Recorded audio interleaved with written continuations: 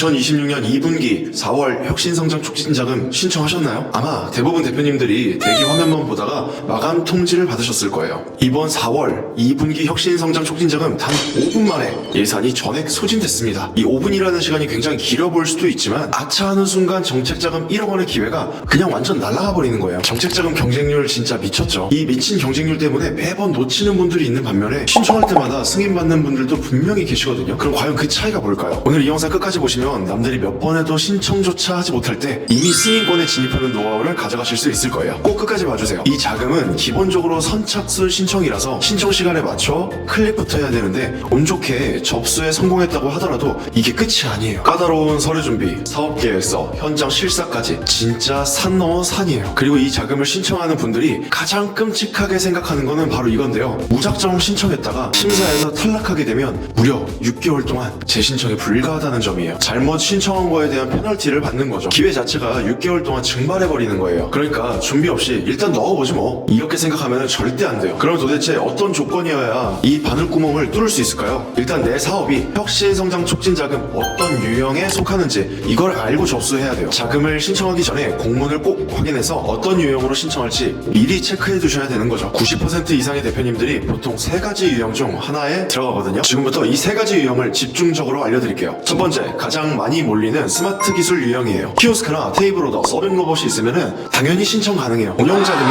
최대한도 1억까지 배정이 되어 있어요. 아, 나는 그런 기계가 없는데, 이렇게 생각하면서 포기하려고 하지 마세요. 테이블 오더라고 해서 꼭 기계가 들어갈 필요는 없거든요. QR코드를 이용해서 주문하는 테이블 오더 방식도 스마트 기술 유형으로 들어갈 수 있기 때문에 큰 비용 없이 설치가 가능해요. 포괄적으로 봤을 때 소프트웨어를 사용해서 인건비를 줄이고 자동화 시스템으로 얼마나 내가 매출을 올릴 수 있는지 이게 증빙만 된다면은 이런 프로그램들을 사용하고 있는 모든 업체들은 이 스마트 유형으로 신청이 가능해요. 예를 들면 전자상거래 같은 경우에는 11번가, G마켓, 쿠팡 같은 플랫폼을 이용을 하게 되죠. 그 플랫폼에서 재고관리, 매출관리를 한 번에 할 수 있는 소프트웨어를 사용한다면 그것도 스마트 기술로 인정이 돼요. 학원 같은 경우에는 이 학생들에 대한 분석을 해서 어떤 입시 전형이 가장 유리한지 이렇게 분석 가능한 소프트웨어만 사용하고 있어도 이 스마트 유형에 해당될 수 있어요. 그러니까 절대 포기하지 마시고 우리 사업장에서 쓰고 있는 스마트 기술이 무엇인지 한번 꼭 찾아보세요. 스마트 유형의 핵심은 인건비를 줄이고 매출을 늘리는 구조, 이걸 증명하면 되는 거예요. 자, 두 번째는 매출 성장 유형인데요. 우리 사업체가 3년 전 최초 연매출이 5천만 원 이상이고 이후 매출이 2년 연속으로 10% 이상 성장한 기업에게 주는 자금이에요. 이 자금은요, 최대 2억 원까지 운영자금으로 받을 수 있어요. 매출이 높으면 높을수록 스마트 기기 유형보다 이 매출 성장 유형으로 신청해서 한도를 높게 받는 게 훨씬 유리해요. 2년 동안 연속으로 매출이 10% 이상 올랐으면 무조건 두 번째 유형으로 신청하세요. 세 번째는 수출 기업이에요. 최근 1년 내에 직간접 수출액이 1,000달러 이상이면은 가능해요. 하나로 계산하면 겨우 140만 원에서 160만 원 정도예요. 이 정도 수출 실적만 있어도 신청 자격이 생기는 거예요. 물론 주의할 점도 있는데 다른 수출 업체들과 경쟁했을 때 혁신성장에서 스마트형이나 매출 신장 유형 두 가지가 신청 자격이 되는데 수출 실적이 낮으면은 첫 번째나 두 번째 유형으로 신청하는 게 더 유리할 수도 있어요. 정책자금은요, 선착순 타이머가 켜진 생존 게임이랑 똑같아요. 길어야 5분 안에 끝나는 이 소상공인 전쟁터에 계획 없이 맨몸으로 뛰어드실 건가요? 오늘 제가 알려드린 내용만 잘 숙지하셔도 혼자서도 충분히 하실 수 있어요. 하지만 장사하기도 바쁜데 이 복잡한 과정을 혼자 끙끙대면서 하다가 실패라도 하면 6개월 동안 같은 상품 신청도 못하게 되는 거예요. 자금이라는 건 좋은 타이밍에 필요한 곳에 투입돼야 성장도 하고 위기도 넘길 수 있는 건데 아무렇게나 신청하실 건가요? 자금을 성공하는 사업계획서에 대한 노하우는 공식이라는 게 있기 때문에 이 부분을 완벽하게 준비하는 게 중요해요. 대표님 사업장에 딱 맞는 가장 현실적이고 명확한 승인 전략 저희가 직접 구상해 드릴게요. 자, 상반기는 이제 끝났습니다. 2026년 하반기 3, 4분기 놓치면은 2027년까지 기다려야 될 수도 있어요. 이 영상을 본 지금부터 철저하게 준비해서 모든 대표님이 정책자금 받는 데에 성공하시기를 바랄게요. 컨설팅 문의는 댓글에 주소 남겨둘 테니까 이쪽으로 문의 주세요.